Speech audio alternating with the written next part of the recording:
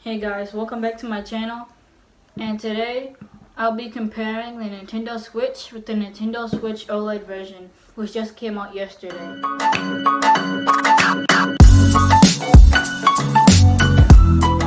Okay, so let's get this video started by just showing you the older version. I don't have with me the new OLED version, but here is the regular version.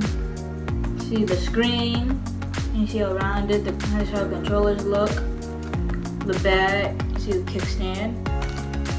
Okay, no, but when you look at the newer OLED version, this is just completely different. The whole setup, I mean, it still has the same bodywork and shape, you know, just about the same size as this version, except only better. And what I mean by that is, Nintendo basically took this old Nintendo Switch and just did anything they could.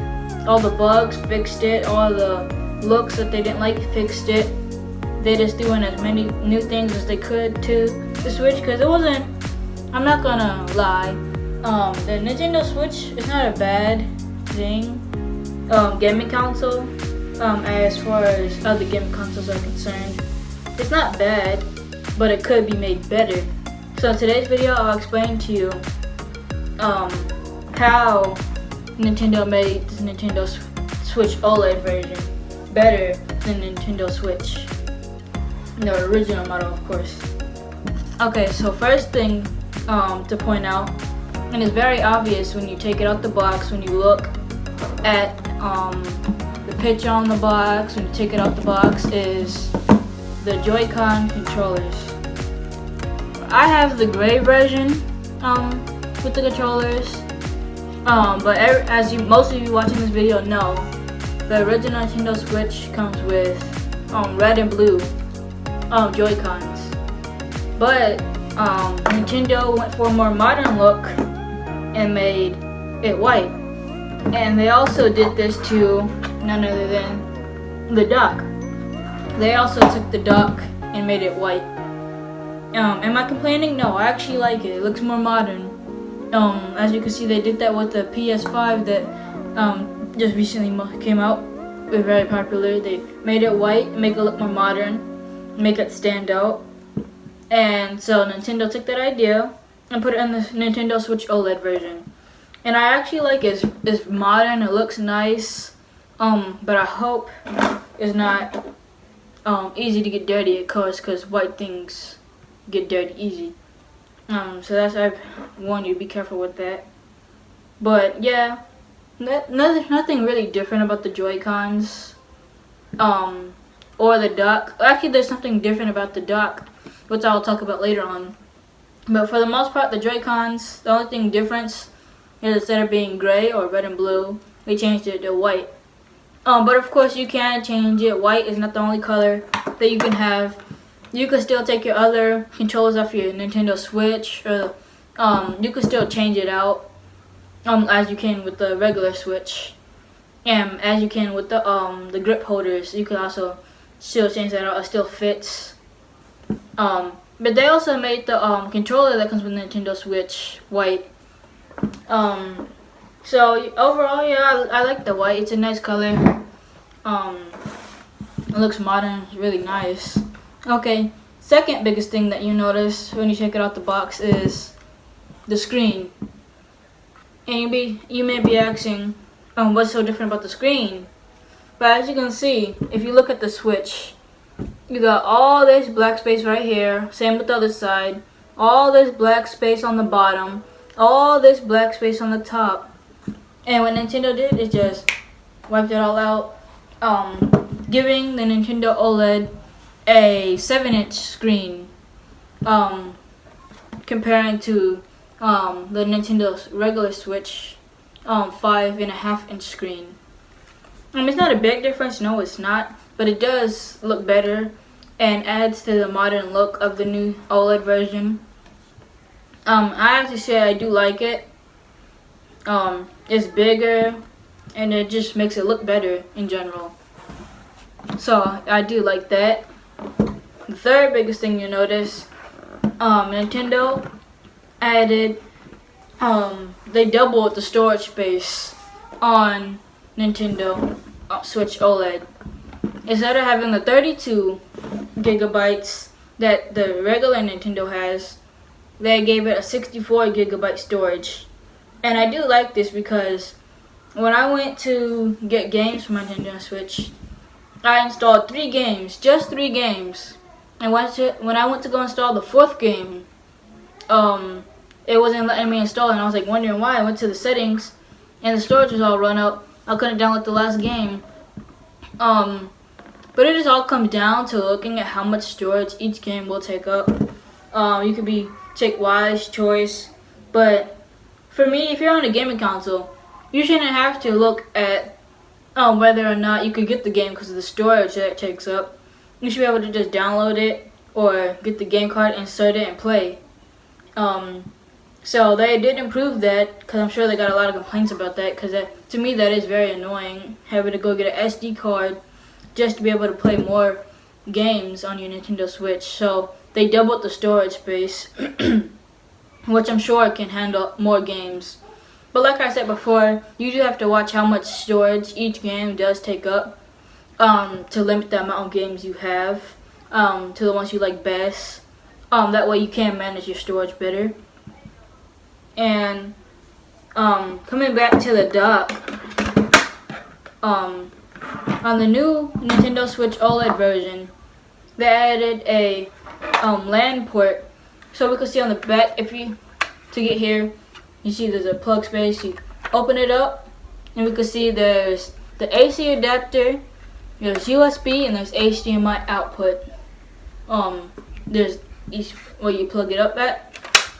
On the new version, they have a LAN port on the back as well, meaning it helps when you're gaming online for the with the Nintendo Switch OLED version, because they did recently have the Nintendo Online, so they added the LAN port, which will help, I'm guessing, with the online play.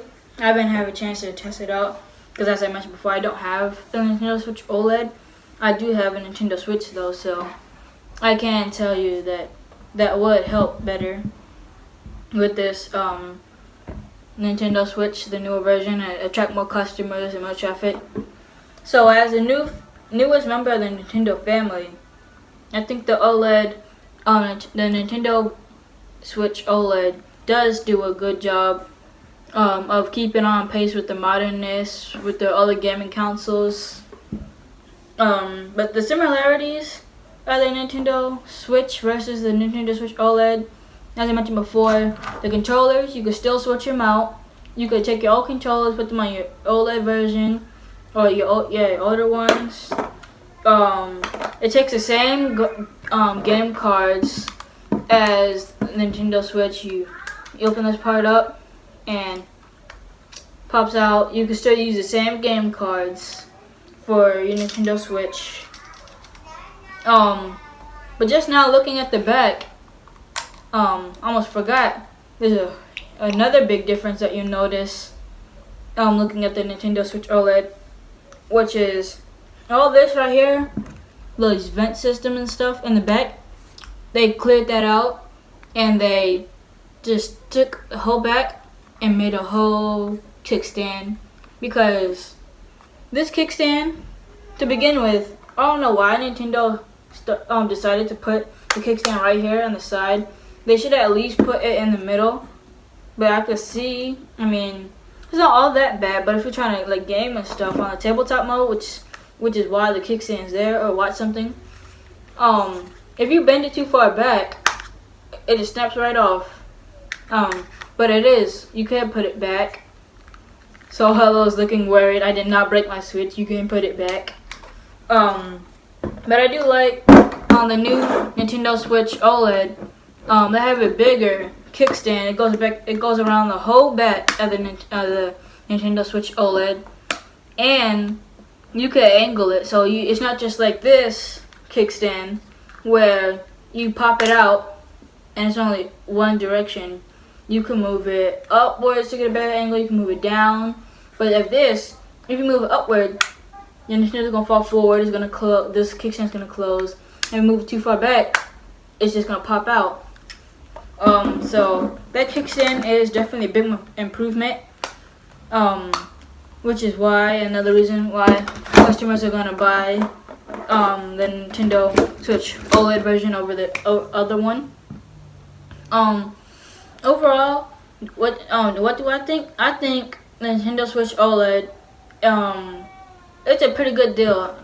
You get double the storage. You get over double the size of your kickstand, meaning less damage. Because a lot of people can't break their Nintendo by fall in love because of the kickstand. You get better online play. You get to keep your same controllers and the same games, so you're not wasting any money on that if you already had a Nintendo Switch. And on top of that, you get all this for only $50 more. Starting at $350. Prices may vary depending on the popularity. So far, in the OLED, as I said, just came out yesterday. So you go ahead and pre-order it. Order it now. But you can expect so far right now, as I know of the filming of this video, you can get your hands on a Nintendo Switch OLED for $50 more than the Nintendo Switch, which is $350. Starting for the Nintendo Switch OLED, which is advanced $50 from this version, which costs starting at $299.99, which is $300. So yeah, that's the main differences that I have noticed from the Nintendo Switch to the Nintendo Switch OLED. So I give the Nintendo Switch my approval, my seal of approval, my thumbs up. Yes, I think it's worth it. You should go ahead and buy one. Regardless if you have a Nintendo Switch or not, it's good. I approve of it, and I hope you guys make sure that you guys subscribe, like my videos, comment, and share. And I'll see you guys next week. Peace.